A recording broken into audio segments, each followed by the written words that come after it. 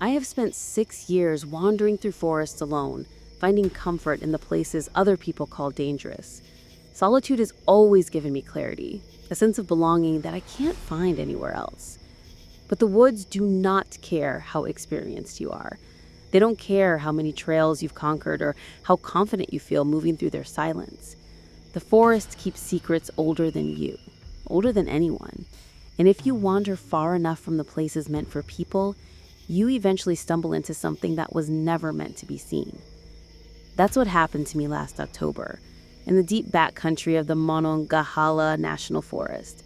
I had driven up from Virginia for a long weekend, 3 days of quiet, fog, and isolation. The weather seemed perfect for hiking, mid-50s with a thick gray sky that made the trees look older, more dramatic. I left the main trail early, following an unofficial path made by other hikers who wanted to disappear for a while. For hours, the hike was perfect. The forest felt untouched. Every sound was crisp, every gust of wind cold enough to feel real. I didn't see a single person.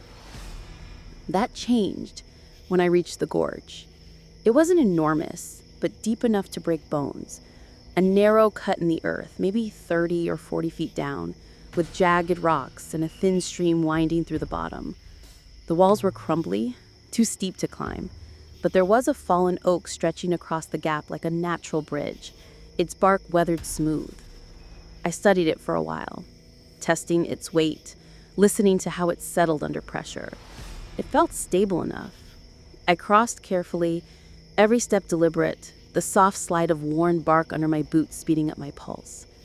When I reached the other side, adrenaline still buzzing in my veins, I heard the first sound, an eerie, steady thunk. I turned around. A man stood on the opposite bank, 10 feet from where the log connected to the earth. He looked like he'd grown directly from the forest soil.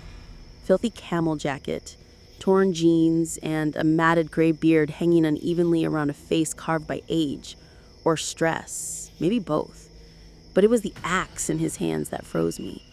A heavy, full-size woodcutter's axe. He stepped up to the fallen oak and raised the blade, and then he swung. The sound echoed across the gorge like an executioner marking sentence. I felt disbelief first, then confusion, then finally an icy ribbon of fear. The blade bit into the wood again, deeper this time. The tree shuddered beneath the impact, sending vibrations up through the earth where I stood. It began to dawn on me that this wasn't mindless vandalism. He was stranding me. I tried to make sense of him, an isolated woodsman, someone living off the land, someone unhinged. The forest had its share of hermits, but this man didn't look lost. He looked purposeful, intentional, like he'd been waiting. Finally, he paused mid-swing and stepped toward the edge. His sunken eyes met mine. They were darker than they should have been. Dark not from shadow, but from something inside him, something hollow and bottomless. The way he looked at me made my spine lock. It wasn't anger, and it wasn't curiosity. It was certainty, like he already knew how the day would end. And then he simply walked away, axe resting on his shoulder, disappearing into the trees without looking back. The silence that followed felt heavier than the man himself. The oak bridge was still clinging to both sides of the gorge, but it was damaged, splintered, cracked, ready to give. I tested the first few feet, but the entire trunk groaned under minimal weight. Crossing again would be suicide. My phone had no signal. The gorge ran long and deep in both directions. The sun was sliding lower. Annoyance had been the first emotion. Fear was the second. But the third was something I still struggle to define. A sense of being watched by something more than that man. Like the forest itself had shifted. I headed downstream, thinking I'd find another crossing, but the gorge only grew deeper, narrower, meaner. The shadows pooled in its depths like ink. An hour passed, then another. The light drained from the sky. My nerves began to fray. And then I found the campsite. Its fire pit was ringed with stones stacked deliberately, balanced in ways that defied logic. Bones, small ones, were arranged in spirals around the clearing. Rusted tools hung from branches like offerings. Torn cloth flooded from sticks driven into the soil. Deep carvings scarred every tree, jagged and senseless, yet intentional, like symbols meant to keep something in or something out. I didn't stay long enough to examine the patterns. The atmosphere around that clearing felt wrong in a way that I could feel, physically, tightening around my chest like hands. I left fast. That's when the stalking began. At first, distant crunches and rustles, light, cautious, mimicking my pace, too controlled to be an animal. Every time I stopped, the sound stopped. Every time I turned, silence. But the forest does not hide predators forever.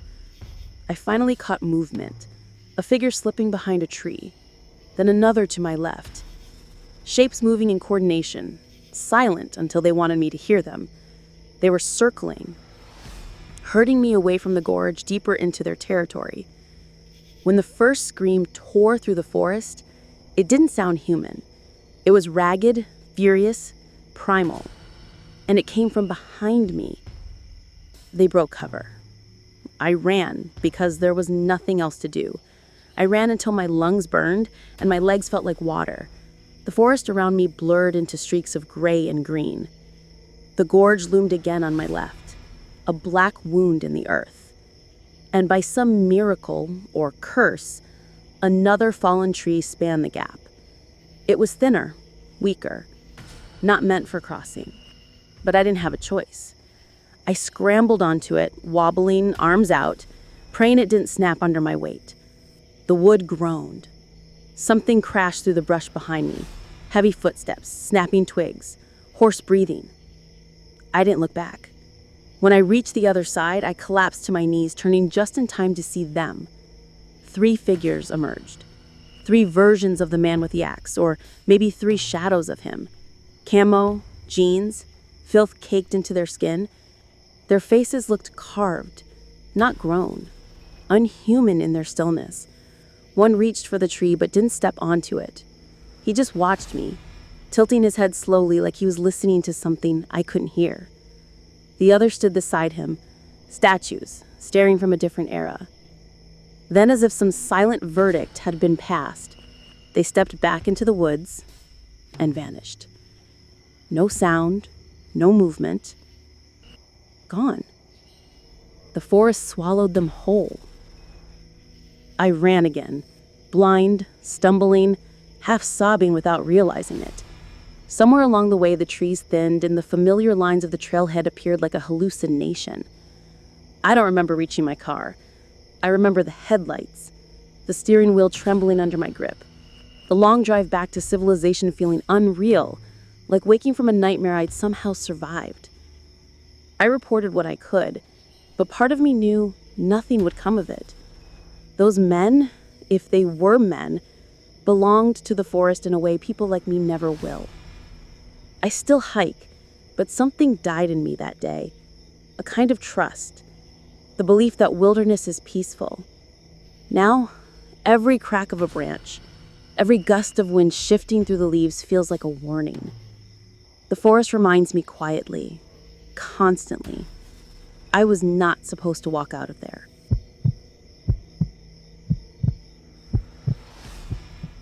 There is a specific kind of silence that only exists in deep wilderness. It does not come naturally. It settles, like dust, in places where human presence has never mattered. That silence was what first made me nervous that day. Long before the wolves appeared, long before everything went wrong, long before I understood that something else was stalking the forest with me. Something older. Something smarter. Something that shouldn't have been there at all.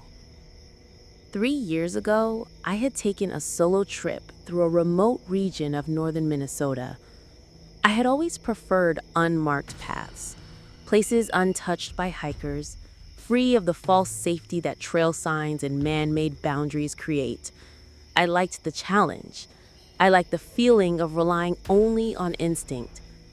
But instinct is only useful when the land itself is not working against you.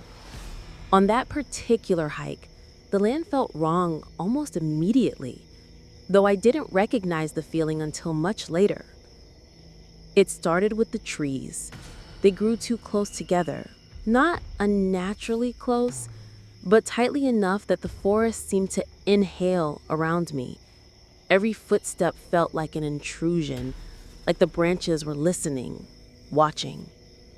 By the time I realized I had lost my bearings, the sun was already shifting, bleeding sideways through the canopy in streaks that made the woods look bruised. The feeling of being lost is not dramatic at first. It begins quietly, a small tightening in the stomach, a voice that whispers, "Turn around." I tried that. I spun in the slow circle, searching for any familiar landmark. Nothing looked right. Every tree looked like the last one. The silence deepened in a way that felt intentional.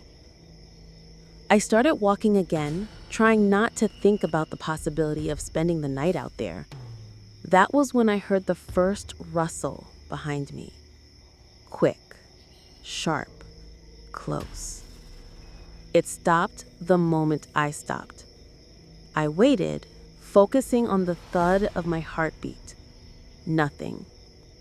I resumed walking and the sound returned, this time matching my pace. Instinct flared. Something was trailing me, something with weight. I wished it was a deer, but deer flee, they don't follow. The truth settled like ice in my spine. I was being stalked. When the sounds suddenly multiplied around me, left, right, behind, the realization was immediate and brutal. Wolves. A whole pack. I froze, breath shallow as they emerged one by one from the surrounding brush. 7, maybe 8. Their bodies low, their teeth barely visible between parted lips. Their eyes locked on me with predatory calculation. I reached for the knife strapped to my belt, even though I knew it was nothing more than a symbolic gesture. A human with a knife stands no chance against a pack. For several endless seconds, everything inside me screamed for action. Run, fight, crouch, make yourself big. But terror paralyzed me. Then the wolves changed. Every single one of them stiffened, as if jolted by some silent signal. Their ears shot upward, their eyes shifted, not at me, but past me, over my shoulder, somewhere deep in the forest. The transformation was immediate. Their fear was unmistakable. Wolves do not fear easily. Before I could process it, they scattered, splitting into separate directions, sprinting with an urgency I had never seen in any animal. The silence that followed was absolute, unnatural, thick. The air itself seemed to hold its breath. The forest no longer felt empty, it felt occupied by something I couldn't see. If predators like wolves fled from it, what chance did a lone human stand? I forced myself to move forward, every step tense. I considered retracing my path following the wolves' escape route, but instinct tugged me the opposite way, whispering that the only path out of the forest was ahead. I walked as quickly as my shaking legs allowed. 20 minutes passed, though it felt like an hour, before I reached the clearing. At first glance, I thought it was a campsite. Relief formed in my chest until my eyes adjusted. The relief withered immediately. Everything about the clearing was wrong. Symbols carved deep into the trunks formed a ring around the open space. These were no casual carvings. Each cut was deliberate, symmetrical, and jagged in a way that made them appear to vibrate beneath the fading daylight. They looked older than the trees themselves, as if the bark had grown around them instead of the other way around. Objects hung from branches, small bones strung on leather cords, shards of metal twisted into shapes that resembled knots or limbs, pieces of cloth frayed beyond recognition. They swayed, even though the air was perfectly still. In the center lay a fire ring, unlike anything I had ever seen. Stones weren't simply arranged, they were stacked intricately, forming small structures with narrow gaps and patterns that felt ritualistic.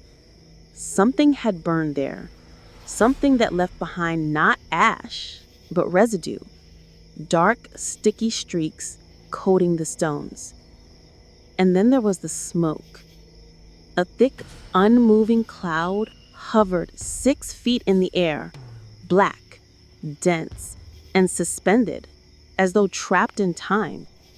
It wasn't rising from the pit. It wasn't drifting. It simply hung there, as if the forest itself refused to touch it. My mind fought to make sense of it. Smoke does not behave like that. Nothing behaves like that. The longer I stared, the stranger it felt. My vision wavered. For a moment, I no longer felt like I was standing in the clearing. It was as if I was watching myself from a distance, like the world had peeled away and left me observing a scene I wasn't meant to witness. Grief tightened in my chest.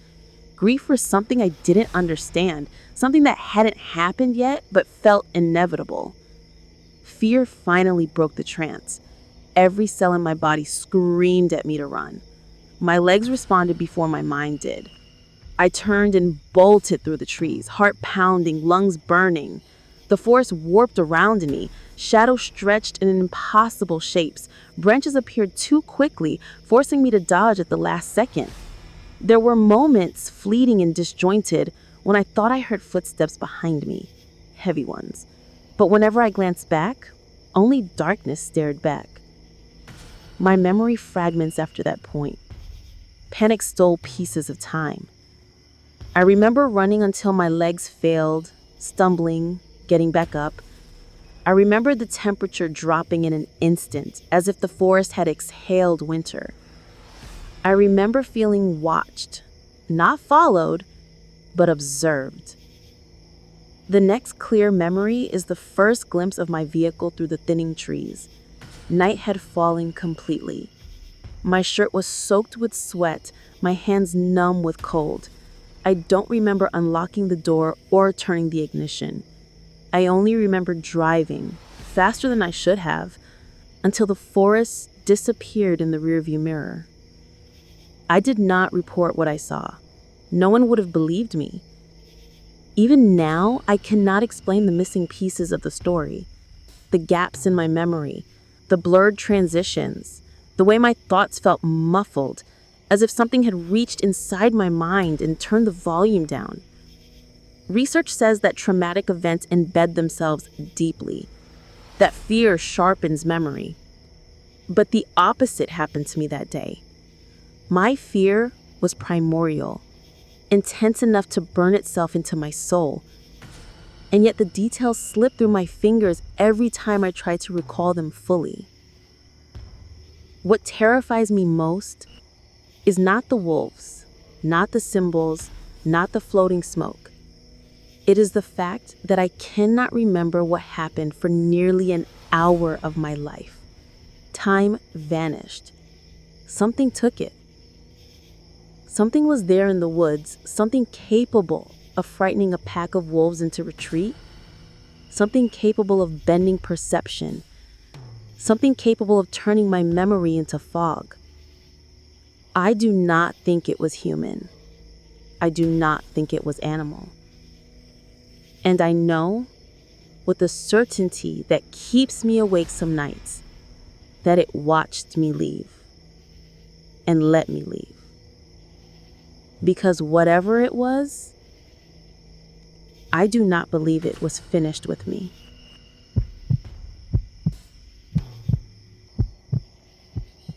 When the group decided to return to Silver Pine Ridge for their annual hiking trip, everyone expected the same familiar comfort the mountains had always given them.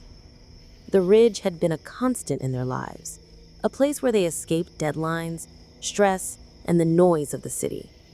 The trails never changed. The air always smelled of pine, and the forest, though vast and ancient, had always felt welcoming. Until this year. There was something unusually still about the morning they arrived at the base camp. A fog draped itself across the mountains like a heavy blanket, thicker than anything they had seen before. It clung to the trees, swallowed the sunlight, and muffled even the sound of their own footsteps. The forest felt muted, as though holding its breath. As they unpacked, a strange noticing hit all of them at once. There was a new wooden sign at the start of the trail. It hadn't been there during any of their previous visits. The sign looked aged, weather-beaten, its letters carved deep into the wood. The message was simple: follow the marked path. They brushed it off as new maintenance by the Forest Service. They had no reason to doubt it. After all, the mountain, despite its age, had always been safe. But they should have questioned it. A few minutes into their hike, the familiar main trail they knew branched into a narrow, darker path. It wasn't on any map. It wasn't part of the trail system, yet the path looked unnaturally clean. No fallen branches, no overgrowth, no signs of wildlife crossing it. Instead, the ground looked freshly disturbed, as if something had carved the trail during the night. They hesitated, but the curiosity of exploring something new overpowered their caution. So they followed the narrow trail, unaware that it was never meant for humans. The deeper they went, the stranger everything felt. The fog didn't lift. It grew thicker, swirling around them in slow, unnatural currents, almost like it had a pulse. The forest grew denser, the trees twisting into tortured shapes, their branches reaching inward like skeletal arms. The air smelled stale, as if they had walked into a place untouched by wind for centuries. What unsettled them most was the silence. No birds, no rustle of small creatures, no distant rush of waterfalls they usually heard. The only sound was the crunching of their boots on the dirt, and something else, faint and rhythmic, echoing just behind them. But whenever they stopped, the sound stopped too. Time moved strangely. Hours felt like minutes, and seconds stretched long enough to make their skin crawl. None of them spoke, but each of them felt the same growing dread, as though they were being drawn somewhere they were never meant to see. Eventually, they reached a clearing. In the center stood another wooden sign, identical to the first, only older. The words carved into it made their stomachs twist. No return beyond this point. Behind the sign, the forest was unnaturally dark, almost black. The trees bent inward, forming an archway that resembled a gaping mouth waiting to swallow whoever stepped through. The air here felt heavy, pressing down on them with invisible hands. They turned around, ready to head back the way they came, but the trail behind them had changed. The path twisted sharply to the right, looping into unfamiliar terrain. The trees were arranged differently. Landmarks they passed earlier, an oddly shaped boulder, a fallen log, were all gone. As if the forest had rearranged itself. Panic prickled at the edges of their minds, but they tried to stay calm. Getting lost in the woods was common. They could retrace their steps. They could follow the sun. Except there was no sun, only the same suffocating fog. As they moved backward, the rhythmic footsteps returned, soft, measured, and unmistakably following them. Each turn they made, each attempt to change direction, was met with that same slow, stalking cadence. Something was trailing them, something that never lost its pace.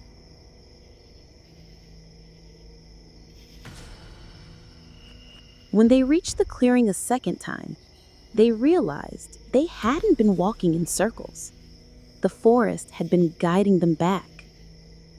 The daylight dimmed unnaturally fast, fading into an early twilight that sent waves of fear through the group.